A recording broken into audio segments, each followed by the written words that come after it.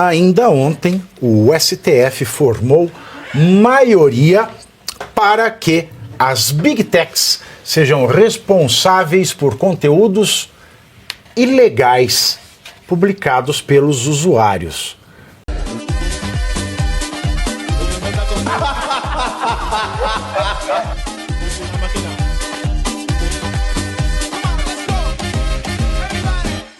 Já ontem, ainda ontem chorei de saudade.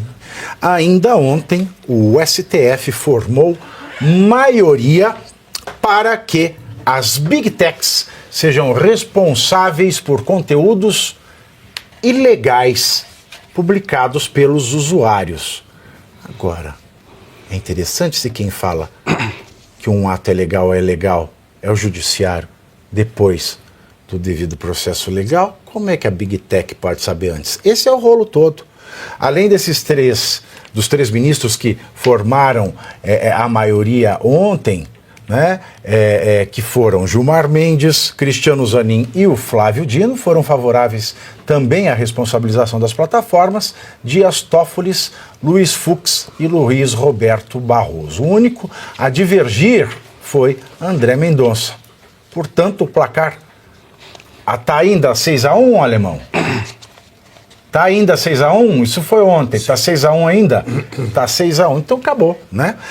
Enquanto a pauta avança no STF, o Google tem feito uma rodada de conversas com representantes dos três poderes em Brasília para tratar do assunto.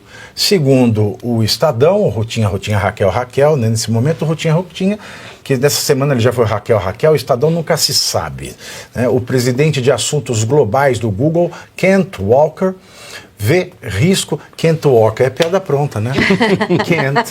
Kent também pode ser Kent com Q-E-N-T, mas o Kent também não pode. Kent Walker não pode sair andando por aí. Kent Walker vê risco de censura com o julgamento no Supremo. Aspas. Esperamos que haja um equilíbrio razoável entre a liberdade de expressão total e a responsabilidade social. Mas não queremos que isso se transforme em censura. Não queremos ter que retirar reportagens do nosso serviço, disse o Google. Então, já está sendo tratado como censura, porque até pouco tempo atrás a gente ainda ouvia as autoridades que são a favor dessa regulamentação das redes sociais em total desespero, porque tem até uma fala da Gleisi Hoffmann dizendo que precisa regulamentar as redes sociais porque a esquerda estava apanhando nas redes sociais. Então, a motivação é totalmente política e não isso que eles trouxeram depois de querer proteger crianças, etc. Sim, claro. Logo se vê pela condenação que eu tomei na cabeça, agora, como eles querem proteger a criança. Nossa, como quer proteger a criança. Agora, vale lembrar, né, eles já estão usando o termo censura. Por que eu estou dizendo isso? Primeiro que lá naquele voto, lá atrás da Carmen Lúcia, em que ela disse, é censura, mas vai ser só dessa vez, né? Só a cabecinha, isso virou precedente. E agora, na fala de ontem do Flávio Dino, ele se referiu ele falou até a palavra censura. Ele falou a palavra, não falou regulamentação. Ele disse com todas as letras que a censura ficará a cargo das Big Techs. Então a gente vive numa ditadura em que interessante. Sério? Teve essa frase? Teve. E interessante que a censura aqui no Brasil nem vai ser o ditador que vai censurar. Terceirizou a censura de uma forma coagindo as Big Techs com multas para que elas retirem preventivamente do ar aquilo que elas acharem que elas podem ser multadas por conta daquele conteúdo. Sabe o que é pior, Ana? Seguindo o teu argumento, é que eles vão sim.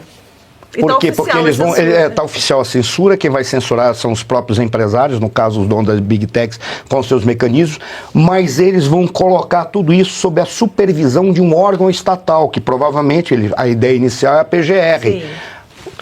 Se você acompanhou a história da União Soviética, o nome que se dá para isso é Comissário do Povo. Eles vão colocar um comissário do povo que vai indicar pessoas para ficarem dentro das Big Techs, para monitorar se eles estão censurando adequadamente ou não. É mais do que isso, professor Suano. Isso me lembra aí a obra 1984, Big Brother, quando se fala do Ministério da Verdade. E o que é mais estranho? Quem pode legislar? O STF pode legislar, meu senhor e minha senhora? Não. Quem deve legislar, quem faz a Constituição, são os parlamentares, é o Congresso. E para mudar alguma cláusula, algum artigo da legislação, tem que ser feito uma constitucional, eleita, para se poder mudar isso. Inclusive, as cláusulas pétreas. No caso do Marco Civil, esse artigo 19 diz o seguinte, que quem se sentiu ofendido entra com uma ação judicial, esse caso. Vencer a ação judicial, vai lá e pede para retirar o conteúdo. Agora não. Agora a própria Big Tech pode ir lá e retirar preventivamente a sua opinião, a opinião de um jornalista, que não agradar alguém. Agora, quem vai determinar o que é certo ou errado? É o Ministério da Verdade? Está tudo errado. Em última análise, o Judiciário. Você vê a jurisprudência. Então ele já tira, antes mesmo de ter a ideia, o Legislativo de falar o que pode e o que não pode, vai ser a jurisprudência. Exato. Porque quem decide no Brasil é tudo a jurisprudência. O Supremo Tribunal Federal dá mais uma aula de insegurança jurídica, atrapalhando negócios no Brasil, mas eu espero que pelo menos esse episódio sirva para reforçar a atuação do deputado Eduardo Bolsonaro nos Estados Unidos, mostrando que no Brasil tem censura. Mas vale lembrar, né, que como que fala, para a direita absoluta brasileira, o que nós estamos falando aqui, nós estamos enganando você, que o STF está certo, na verdade. Vocês são muito inteligentes.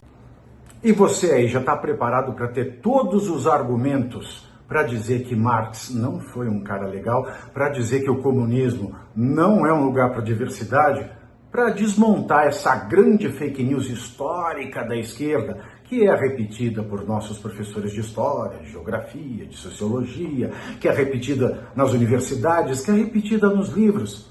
Está preparado para dizer por que Marx não era um cara legal e por que todo marxista raiz também não é, e porque o comunismo é terrível.